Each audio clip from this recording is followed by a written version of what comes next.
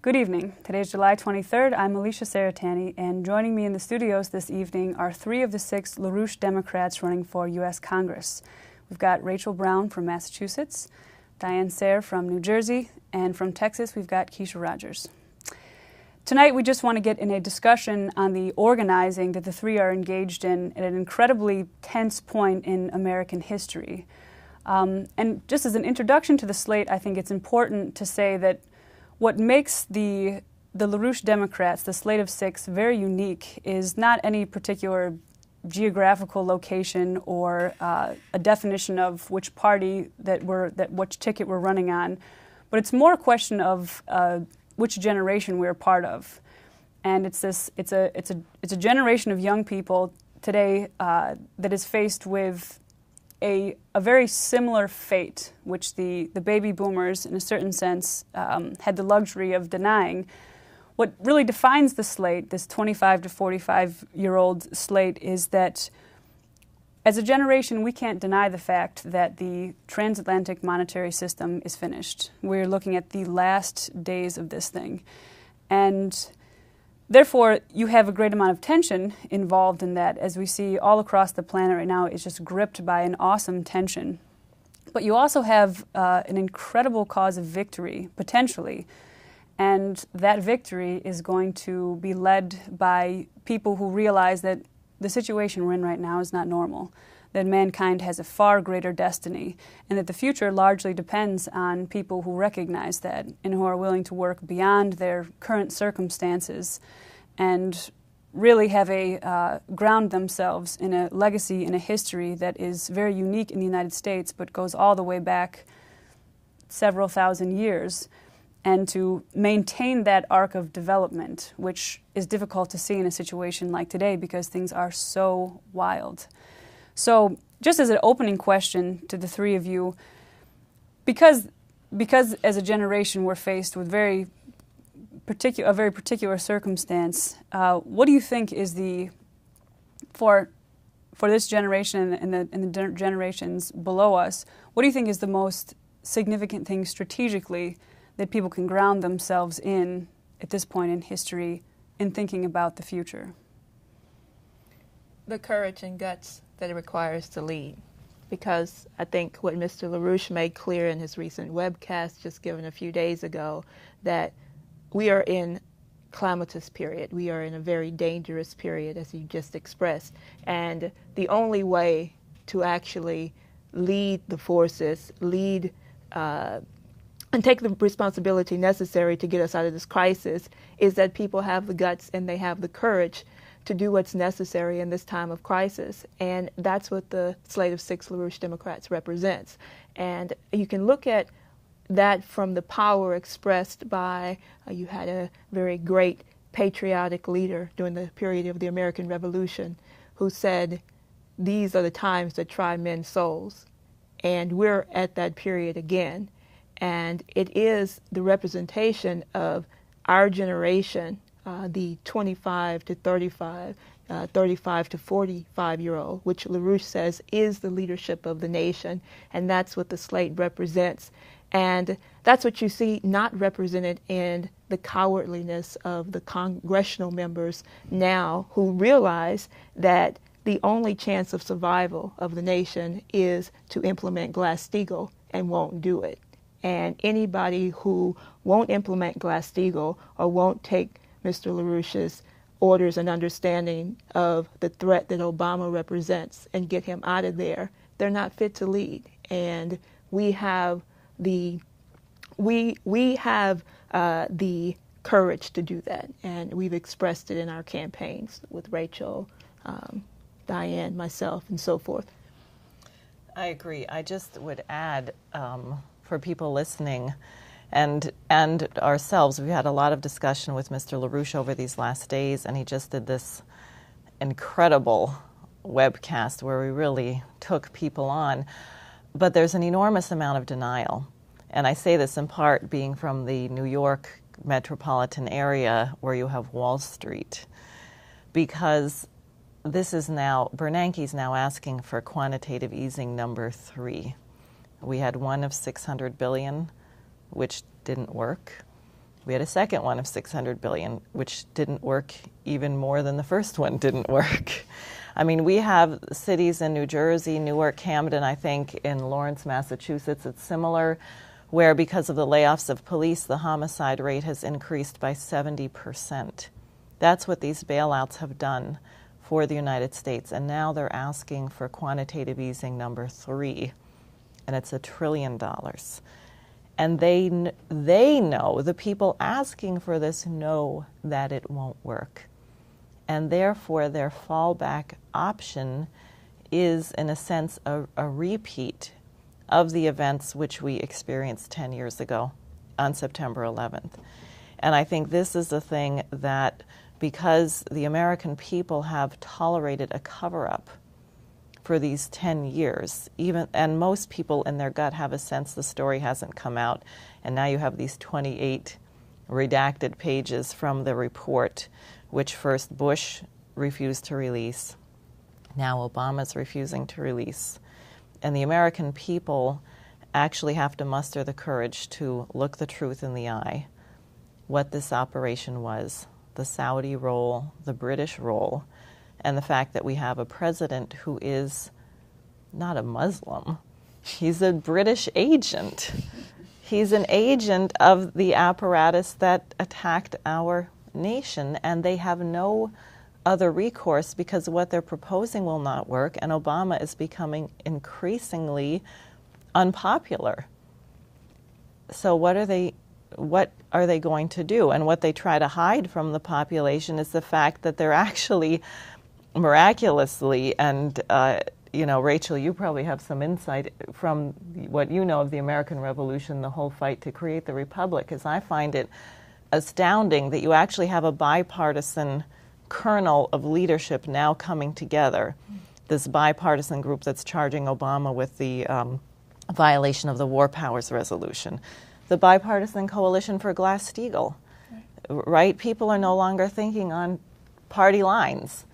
Mm-hmm. It's over. You're for the Republic or you're against the Republic. Right.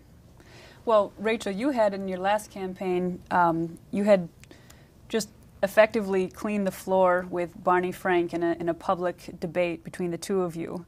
And it's obvious that going into that election, the former 2010 congressional election, LaRouche had made the point. He said, look, if Democrats are going to stay with Obama, then you guys are going to lose big.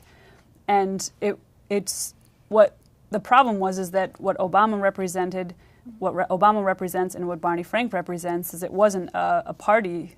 It wasn't that it was they represent the Democratic Party, is that they represent Wall Street. That core of the Democratic Party represented Wall Street, and you took Barney Frank on in one of the more delightful delightful debates, I think, in American history.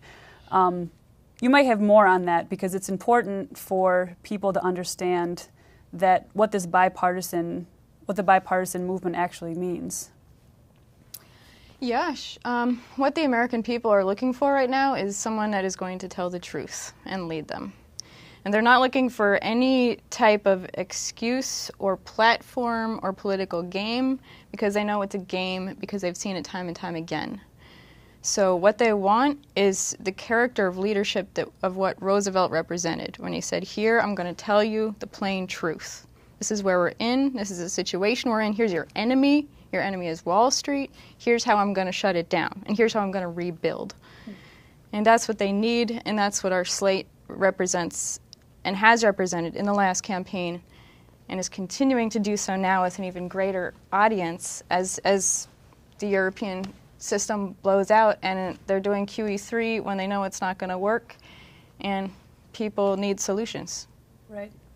I mean, another part of all of this, and this is the discussion with Mr. LaRouche over the last couple of days, one of the things that he brought up that was so interesting is really educating the American population not on the discrete campaigns or discrete political parties, but as a continuous process of history. And that's one of the most important things for our generation to learn, and to learn that now. Because if you don't think in those terms, you miss the overall the crucial strategic nature of the situation we're in right now, where again what defines us as a generation is you have a full-on collapse, that nothing can stop this system from collapsing. Nothing can stop, a bailout of any amount can save the investment banking community in the transatlantic world. That combined with terrorist attacks, the most prominent example is what happened 10 years ago in the United States. Those two things, those two processes are part of the same system, and it's that system that's collapsing right now. And so the challenge for leadership today, our generation in terms of leadership, is a process of thinking, is a way to look at, understand history and know history, which means you have to understand your role in history as well. And Kesha, you being from Houston, Texas, there's a very particular power in what your district represents, namely that you have the Johnson Space Center there. Mm-hmm. And the campaign last year was largely centered around save NASA, impeach Obama, and that couldn't be more true today. Absolutely. Well, one thing that we're seeing is you just had on July the 20th the commemoration of what the mission orientation under President John F. Kennedy represented for the nation. And we recognize that from the standpoint that Kennedy understood the true nature of man and the expression of mankind as completely exploring all human creativity and possibilities throughout the universe.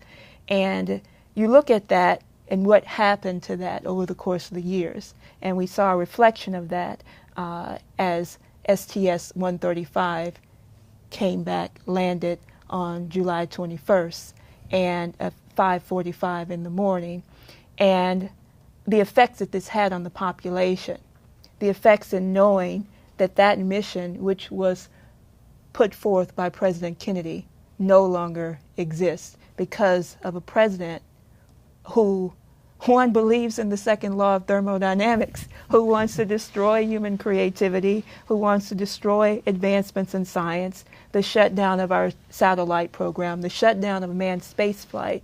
Because this is not just the shutdown of manned spaceflight. What my campaign represented and was showing was that this is not about saving NASA. This is about understanding that the true intention and the power of mankind was being destroyed. And you see this with Obama's so-called science advisors, the international Schollenhuber, and all of those people who want to push this policy of a green environmentalist policy, destroy science, destroy human creativity.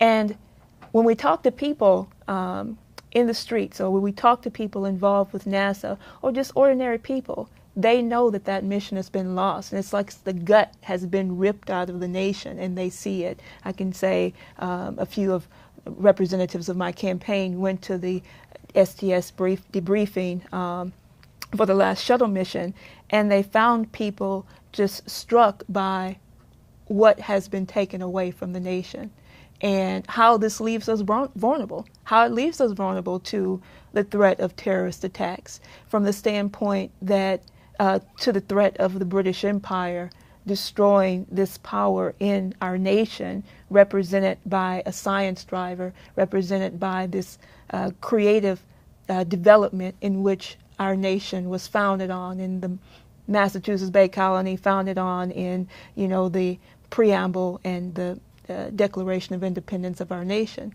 And so I think that that is what we're continuing to get across to people every single day that we're out there fighting this mission for mankind, and why we cannot allow that to be destroyed by what Obama represents in the takedown of NASA.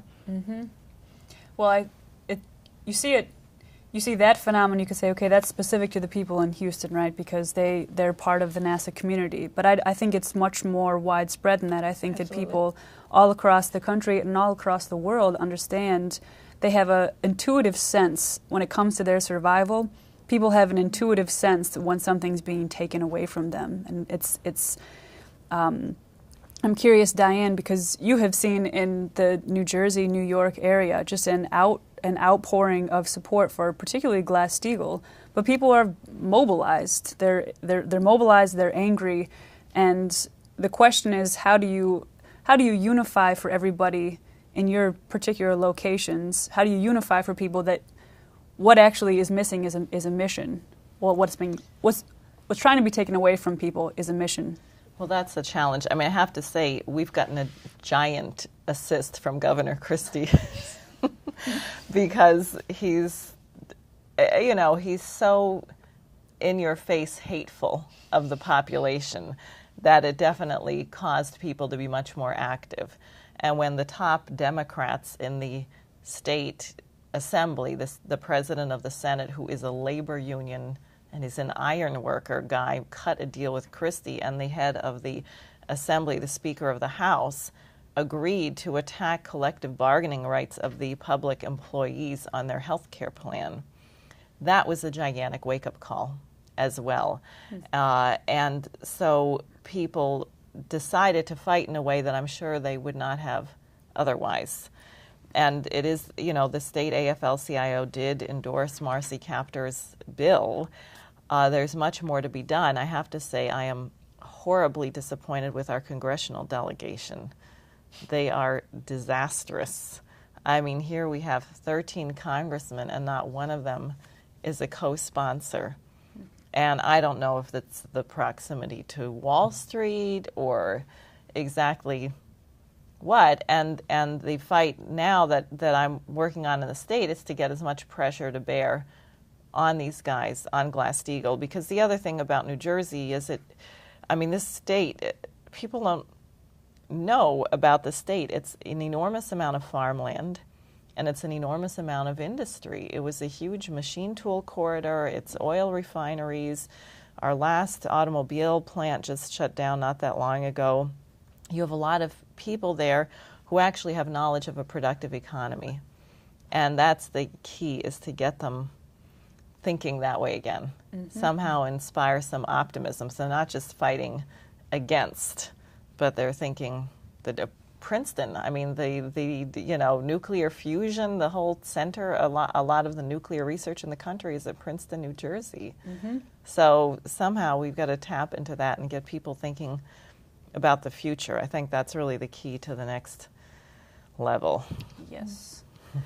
Yes. Well, the attack that we have waged nationally and internationally, particularly on the reinstatement of Glass-Steagall, is something that now is sort of building momentum throughout the country. It was endorsed by like you said, the New Jersey AFL-CIO. It's been endorsed by the national. California AFL-CIO has just recently endorsed it.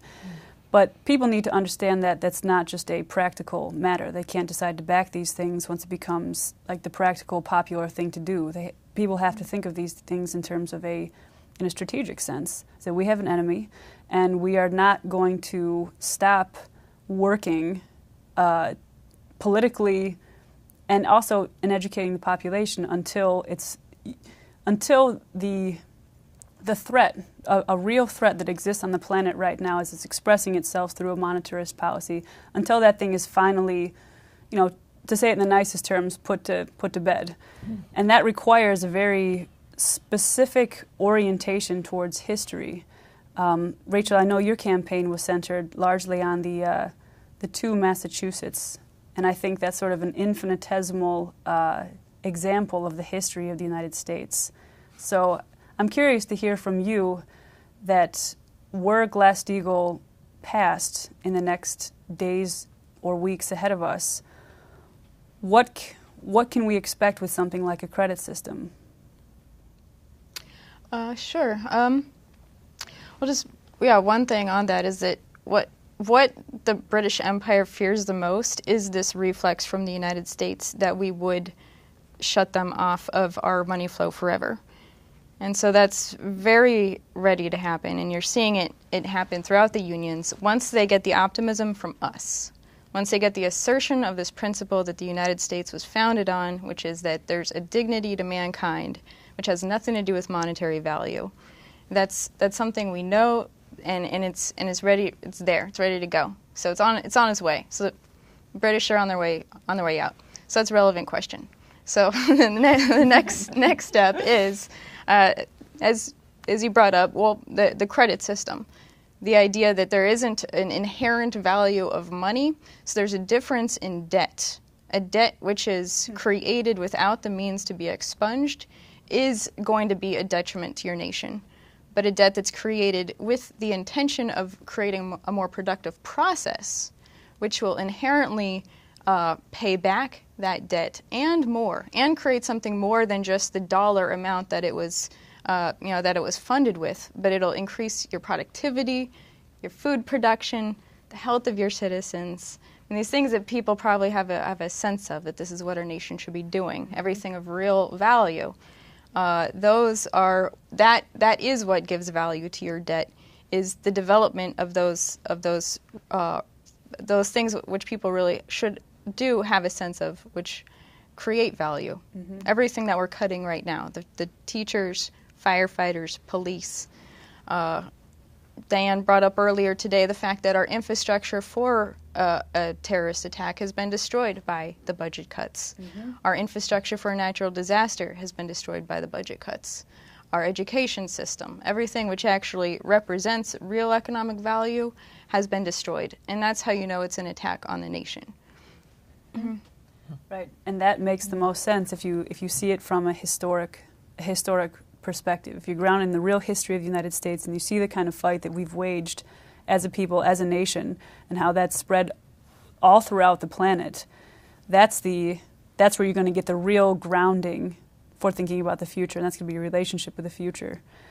I think in closing, if there's anything else either the three of you have, just from the last couple of days really have been incredible. People have seen the webcast, saw the question, saw the interaction, and I think also saw that there is a vacuum, in a certain sense, of leadership, and it is no coincidence that a younger generation, who are frankly going to be here longer than the people in power right now, sort of falls on our shoulders to take that up and really launch a true revolution, and not just a political revolution, but a revolution in thinking. So you can look forward to more, obviously, on this site. We'll have we'll hear from the other candidates as well, because if they're not here, they're out there causing that revolution. Is there anything else either of you would like to say in closing? Just one thing. We touched on it, but the fact that the second law of thermodynamics is not true. The universe is not heading towards a heat death. So all those young people out there, you do have a purpose to your life. And you can get off Facebook. And the tendency of the universe has actually been to develop creatively. And so that is why we can win today. It's the best political campaign I think we could be a part of. Yes. All right. Thank each of you. Thank you. Thank you. All right. Stay tuned. We'll have more for you soon.